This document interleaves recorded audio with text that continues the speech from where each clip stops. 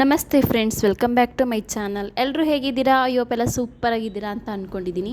ಇವಾಗಂತೂ ಅವರೆಕಾಳಿನ ಸೀಸನ್ನು. ಈ ಟೈಮಲ್ಲಿ ಈ ಮಿಕ್ಸ್ಚರ್ ಮಾಡ್ಕೊಂಡು ತಿಂದಿಲ್ಲ ಅಂದರೆ ಒಂದು ಸಲ ಟ್ರೈ ಮಾಡಿ ಫ್ರೆಂಡ್ಸ್, ಸೂಪರಾಗಿರುತ್ತೆ. ಸ್ನ್ಯಾಕ್ಸ್ ಟೈಮ್ ತಿನ್ನೋದಕ್ಕೆ, ಹಾಗೆ ಮಕ್ಕಳಿಗೆ ಕೊಡೋದಕ್ಕೆ ತುಂಬ ಅಂದರೆ ತುಂಬಾ ಟೇಸ್ಟಿಯಾಗಿರುತ್ತೆ. ಸೊ ಇದಕ್ಕೆ ಏನೇನೆಲ್ಲ ಇಂಗ್ರೀಡಿಯೆಂಟ್ಸ್ ಬೇಕು ಅಂತ ನೋಡೋಣ ಬನ್ನಿ.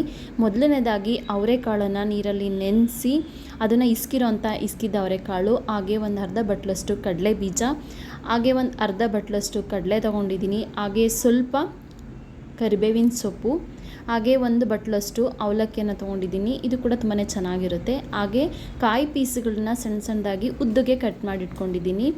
ಗೋಡಂಬಿ ಸ್ವಲ್ಪ ತೊಗೊಂಡಿದ್ದೀನಿ. ಹಾಗೆ ರುಚಿಗೆ ತಕ್ಕಷ್ಟು ಉಪ್ಪು, ಸ್ವಲ್ಪ ಖಾರದ ಪುಡಿ, ಹಾಗೆ ಅರಿಶಿನ, ಸ್ವಲ್ಪ ಹಿಂಗು, ಇಷ್ಟು ಬೇಕಾಗುತ್ತೆ. ಮೊದಲನೇದಾಗಿ ಕಾಳನ್ನು ಇಸ್ಕಿರ್ತೀವಲ್ವ, ಆ ಕಾಳು ನೆಂದಿರುತ್ತೆ, ನೀರಿರುತ್ತೆ. ಹಾಗಾಗಿ ಸ್ವಲ್ಪ ನೀವು ಒಂದು ಬಟ್ಟೆನಲ್ಲಿ ಹಾರಾಕಿ ಆ ನೀರಿನ ಅಂಶ ಎಲ್ಲ ಫಸ್ಟು ಹೋಗಬೇಕು. ಸೊ ನೀರೆಲ್ಲ ಇದ್ರೆ ಏನಾಗುತ್ತೆ, ನಾವು ಎಣ್ಣೆಗೆ ಹಾಕಿದಾಗ ಅದು ನೀರೆಲ್ಲ ಸಿಡಿಯುತ್ತೆ. ಸೊ ಹಂಗಾಗಿ ಒಂದು ಬಟ್ಟೆನಲ್ಲಿ ಹಾಕಿ ಅದರಲ್ಲಿರುವಂಥ ತೇವಾಂಶ ಎಲ್ಲ ಹೋಗಿಸ್ಕೊಳ್ಳಿ. ತುಂಬ ಡ್ರೈ ಆಗೋದು ಬೇಡ, ಒಣಗಿಸೋದಲ್ಲ, ಸ್ವಲ್ಪ ನೀರಿನ ಅಂಶ ಎಲ್ಲ ಹೋಗ್ಬೇಕಷ್ಟೇ. ಸೊ ಇದನ್ನು ನೀವು ಖಂಡಿತ ಮಾಡಿಕೊಂಡು ನೀವು ಸ್ಟೋರ್ ಮಾಡಿಕೊಂಡು ಇಟ್ಕೊಳ್ಬೋದು. ತುಂಬ ದಿವಸದವರೆಗೂ ಮೆತ್ತಗಾಗೋದಿಲ್ಲ, ತುಂಬಾ ಚೆನ್ನಾಗಿರುತ್ತೆ. ಇದು ಸೀಸನ್ ಆಗಿರೋದ್ರಿಂದ ಖಂಡಿತ ಇದನ್ನು ಒಂದು ಸಲ ಟ್ರೈ ಮಾಡಿ. ನಿಮ್ಮ ಮನೇಲಿರೋರಂತೂ ಎಲ್ಲರೂ ತುಂಬಾ ಇಷ್ಟಪಡ್ತಾರೆ. ಸೊ ತುಂಬ ದಿನದವರೆಗೂ ನೀವು ಇದನ್ನು ಸ್ಟೋರ್ ಮಾಡಿ ಇಟ್ಕೊಳ್ಬೋದು. ಇಸ್ಕಿದ ಕಾಳನ್ನ ನೀವು ಒಣಗಿಸಿ ಕೂಡ ಇಟ್ಕೊಳ್ಬಹುದು ಸೀಸನ್ ಇದ್ದಾಗ. ನೆಕ್ಸ್ಟ್ ನಾವು ಸೀಸನ್ ಮುಗ್ದಾಗ ಕೂಡ ಯೂಸ್ ಮಾಡ್ಕೊಳ್ಬೋದು, ಸಾಂಬಾರು ತಿಂಡಿಗಳಿಗೆಲ್ಲ ಯೂಸ್ ಮಾಡ್ಕೊಳ್ಬೋದು, ತುಂಬಾ ಚೆನ್ನಾಗಿರುತ್ತೆ. ಸೊ ಮೊದಲನೇದಾಗಿ ನಾವು ಇದನ್ನು ಎಣ್ಣೆಗೆ ಇಸ್ಕಿದ ಅವರೆಕಾಳನ್ನ ಹಾಕ್ತಾಯಿದ್ದೀನಿ. ನೀವು ಎಣ್ಣೆ ಸ್ವಲ್ಪ ಒಂದು ಮೀಡಿಯಮಾಗಿ ಇಟ್ಕೊಳ್ಳಿ, ತುಂಬ ಎಣ್ಣೆ ಹಾಕ್ಕೊಳ್ಬೇಡಿ ಪಾತ್ರೆಯಲ್ಲಿ, ಏಕೆಂದರೆ ಅದು ನಾವು ಹಾಕಿದ ತಕ್ಷಣವೇ ಹಿಂಗೆ ಉಕ್ಕುತ್ತೆ ಮತ್ತು ಸಿಡಿಯುತ್ತೆ. ಸ್ವಲ್ಪ ಹಾಕಬೇಕಾದ್ರೆ ದೂರನೇ ಹಾಕಿ, ಯಾಕೆಂದರೆ ಯಾರಾದರೂ ಫಸ್ಟ್ ಟೈಮ್ ಮಾಡ್ತಿದ್ರೆ ಹುಷಾರಾಗಿ ಮಾಡಿ. ಏಕೆಂದರೆ ಎಣ್ಣೆ ಮುಂದೆ ಏನೇ ಮಾಡಬೇಕಾದ್ರೂ ಸ್ವಲ್ಪ ಆದಷ್ಟು ಕೇರ್ಫುಲ್ಲಾಗೇ ಮಾಡಬೇಕು. ಮತ್ತು ಇದು ಸ್ವಲ್ಪ ಸಿಡಿಯೋದ್ರಿಂದ ಸ್ವಲ್ಪ ಕೇರ್ಫುಲ್ಲಾಗಿ ಮಾಡಬೇಕು. ಸೊ ಮೊದಲನೇದಾಗಿ ನಾವು ಹಾಕಿದ ತಕ್ಷಣವೇ ಈ ಥರ ನೊರೆ ಎಲ್ಲ ಕಡಿಮೆ ಆಗ್ತಾ ಬರುತ್ತೆ. ಈ ಥರ ಕಡಿಮೆ ಆಗಿದ್ದರೆ ಇದು ಪರ್ಫೆಕ್ಟಾಗಿ ಆಗಿದೆ ಅಂತ. ತುಂಬ ಜಾಸ್ತಿನೂ ಮಾಡೋಕ್ಕೆ ಹೋಗಬೇಡಿ, ಸಖತ್ತು ಕಟುಮ್ ಅನ್ನುತ್ತೆ, ತಿನ್ನೋಕ್ಕಾಗಲ್ಲ. ಈ ಥರ ಗುಳ್ಳೆ ಥರ ನೊರೆ ಸ್ವಲ್ಪ ಕಡಿಮೆ ಆದ ತಕ್ಷಣವೇ ತೆಗೆದುಬಿಡಿ. ಮತ್ತು ಬೇಗನೂ ಕೂಡ ತೆಗಿಬಾರ್ದು. ಬೇಗ ತೆಗೆದ್ರೆ ಏನಾಗುತ್ತೆ, ಮೆತ್ತಗಿರುತ್ತೆ, ತಿನ್ನೋಕ್ಕೆ ನಮಗೆ ಅಷ್ಟು ಕ್ರಿಸ್ಪಿಯಾಗಿ ಸಿಗೋದಿಲ್ಲ. ಸೊ ನೀವು ಇದನ್ನು ಮಾಡಬೇಕಾದ್ರೆ, ಅಂದರೆ ಇಸ್ಕಿದ ಅವರೆಕಾಳು ಹಾಕಿದಾಗ ಸ್ವಲ್ಪ ಹೈ ಫ್ಲೇಮಲ್ಲಿ ಇಟ್ಕೊಂಡು ಮಾಡಿ. ನೀವು ಬೇರೆದೆಲ್ಲ ಹಾಕಬೇಕಾದ್ರೆ ಲೋ ಫ್ಲೇಮಲ್ಲಿ ಇಟ್ಕೊಂಡು ಮಾಡಿದ್ರೆ ಒಳ್ಳೆಯದು. ಮತ್ತು ಅವಲಕ್ಕಿ ಕರಿಬೇಕಾದ್ರೂ ಕೂಡ ಹೈ ಫ್ಲೇಮಲ್ಲಿ ಇಟ್ಕೊಳ್ಬೇಕು. ಸೊ ನೋಡಿ, ಈ ಥರ ನಾನು 2-3 ಬ್ಯಾಚ್ ನಾನು ಮಾಡ್ಕೊಂಡಿದ್ದೀನಿ.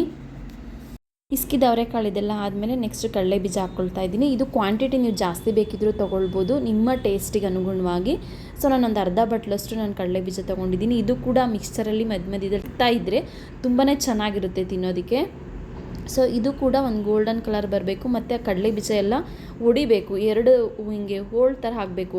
ಇಷ್ಟ ಆಗಿದ್ದರೆ ಚೆನ್ನಾಗಾಗಿದೆ ಅಂತ. ಸೊ ಹಾಗೆ ಕಡಲೆ ಕೂಡ ಸ್ವಲ್ಪ ಫ್ರೈ ಮಾಡ್ಕೊಳ್ಬೇಕು, ಏಕೆಂದರೆ ಮೆತ್ತಗಿರುತ್ತೆ. ಸೊ ನಾವು ಆಯಿಲ್ಗೆ ಹಾಕ್ಕೊಂಡು ಸ್ವಲ್ಪ ಫ್ರೈ ಮಾಡಿಕೊಂಡ್ರೆ ಅದು ಕೂಡ ಕರುಮ್ ಅಂತಿರುತ್ತೆ, ತಿನ್ನೋದಕ್ಕೆ ತುಂಬಾ ಚೆನ್ನಾಗಿರುತ್ತೆ. ನೀವು ಡೈರೆಕ್ಟ್ ಹಾಕೋದಕ್ಕಿಂತ ಈ ಥರ ಎಣ್ಣೆಯಲ್ಲಿ ಸ್ವಲ್ಪ ಫ್ರೈ ಮಾಡಿಬಿಟ್ಟೆ ಹಾಕಿ, ಆವಾಗ ಏನಾಗುತ್ತೆ, ಮಿಕ್ಸ್ಚರ್ ತಿನ್ನೋದಕ್ಕೆ ತುಂಬಾ ಚೆನ್ನಾಗಿರುತ್ತೆ. ಸೊ ಇಷ್ಟು ಇದ್ದರೆ ಸಾಕಾಗುತ್ತೆ.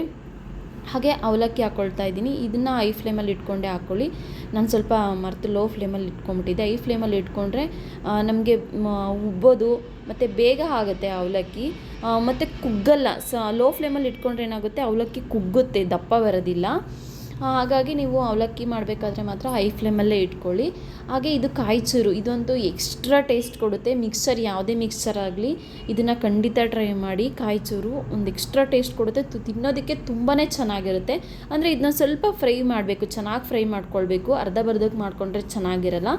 ಸೊ ಇದು ಕೂಡ ನೀಟಾಗಿ ಫ್ರೈ ಮಾಡ್ಕೊಂಡಿದ್ಮೇಲೆ ಗೋಡಂಬಿ ಹಾಕ್ತಾಯಿದ್ದೀನಿ. ಆಪ್ಷನ್, ನಿಮ್ಗೆ ಇಷ್ಟ ಇತ್ತು ಅಂದರೆ ಹಾಕ್ಕೊಳ್ಬೋದು. ಇದು ಕೂಡ ಮಿಕ್ಸ್ಚರಲ್ಲಿ ಹಾಕಿದ್ರೆ ಒಂದು ಎಕ್ಸ್ಟ್ರಾ ಟೇಸ್ಟ್ ಕೊಡುತ್ತೆ, ಬಾಯಿಗೆಲ್ಲ ಸಿಗ್ತಾ ಇರುತ್ತೆ, ತಿನ್ನೋಕ್ಕೆ ಚೆನ್ನಾಗಿರುತ್ತೆ. ನೀವು ಜಾಸ್ತಿ ಬೇಕಿದ್ರೂ ಹಾಕ್ಕೊಳ್ಬಹುದು. ಹಾಗೆ ಬೆಳ್ಳುಳ್ಳಿ, ಇದಂತೂ ಯಾವುದೇ ಕಾರಣಕ್ಕೂ ಬೆಳ್ಳುಳ್ಳಿ ಮಿಸ್ ಮಾಡಬೇಡಿ. ಮಿಕ್ಸ್ಚರಲ್ಲಿ ಒಂದು ಪರಿಮಳ, ಘಮ, ಸ್ಮೆಲ್ ಕೊಡೋದಕ್ಕೆ ತುಂಬಾ ಹೆಲ್ಪ್ ಮಾಡುತ್ತೆ ಬೆಳ್ಳುಳ್ಳಿ. ಆ ಮಿಕ್ಸ್ಚರ್ ಘಮ ಅಂತಿರುತ್ತೆ ಬೆಳ್ಳುಳ್ಳಿ ಹಾಕಿದ್ರೆ. ಹಾಗೆ ಕರಿಬೇವಿನ ಸೊಪ್ಪು, ನೀವು ಇದನ್ನು ಕ್ವಾಂಟಿಟಿ ಜಾಸ್ತಿ ಬೇಕಾದರೂ ತೊಗೊಳ್ಬೋದು. ನಾನು ಸ್ವಲ್ಪ ಇತ್ತು, ಹಾಗಾಗಿ ಸ್ವಲ್ಪ ತೊಗೊಂಡಿದ್ದೀನಿ.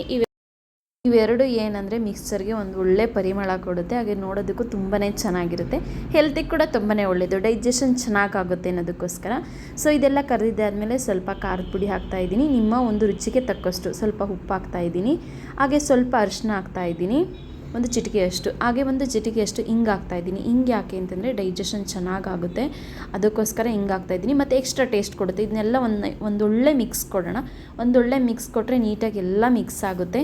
ಸೊ ತಿನ್ನೋದಕ್ಕಂತೂ ತುಂಬಾ ಚೆನ್ನಾಗಿರುತ್ತೆ. ಸೊ ಖಂಡಿತ ಯಾರೆಲ್ಲ ಇನ್ನೂ ಟ್ರೈ ಮಾಡಿಲ್ಲ, ಖಂಡಿತ ಒಂದು ಸಲ ಟ್ರೈ ಮಾಡಿ. ಸೊ ಸೀಸನ್ ಮುಗಿಯೋದ್ರೊಳಗಡೆ ಇದನ್ನು ತಿನ್ನಿ ಅಂತ ಹೇಳೋಕ್ಕೆ ಇಷ್ಟಪಡ್ತೀನಿ. ಮತ್ತು ಸಂಜೆ ಹೊತ್ತು ಮಕ್ಕಳು ಸ್ಕೂಲಿಂದ ಬಂದ ತಕ್ಷಣವೇ ಏನಾದರೂ ತಿನ್ನಬೇಕು ಅಂತ ಅನ್ನಿಸ್ತಾ ಇರುತ್ತೆ ಮಕ್ಕಳಿಗೆ. ಆ ಟೈಮಲ್ಲಿ ಕೊಟ್ಟರೆ ಎಂಜಾಯ್ ಮಾಡ್ಕೊಂಡು ತಿಂತಾರೆ. ಮತ್ತು ಇದರಲ್ಲಿ ಕಡಲೆ ಬೀಜ, ಕಡಲೆ ಎಲ್ಲ ಐಟಮ್ಸು ಇರೋದ್ರಿಂದ ಮಕ್ಕಳಿಗೆ ಹೆಲ್ದಿ ಕೂಡ.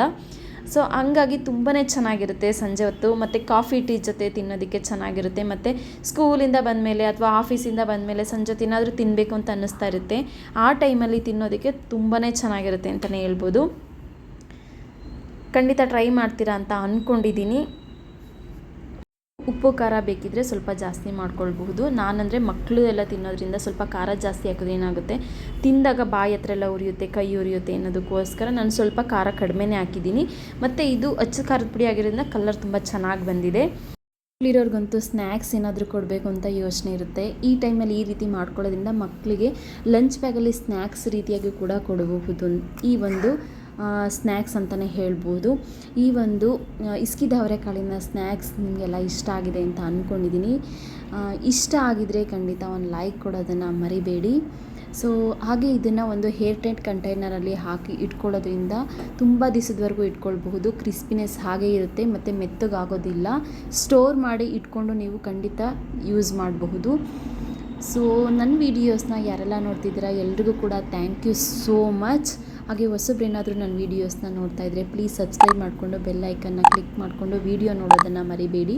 ನಿಮ್ಮ ಫ್ಯಾಮಿಲಿ ಫ್ರೆಂಡ್ಸ್ ಜೊತೆ ಶೇರ್ ಮಾಡೋದನ್ನು ಖಂಡಿತ ಮರಿಬೇಡಿ. Thanks a lot.